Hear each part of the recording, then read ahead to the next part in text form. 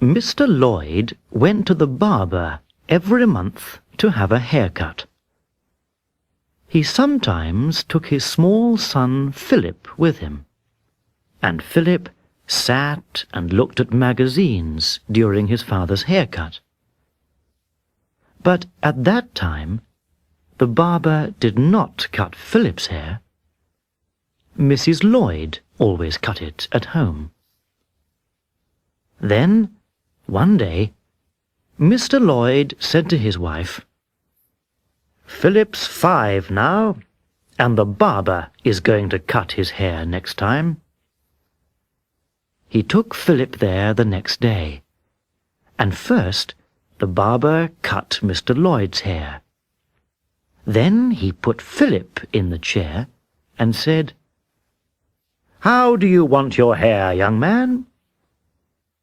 "Like my father's," answered Philip, "with a hole in the middle."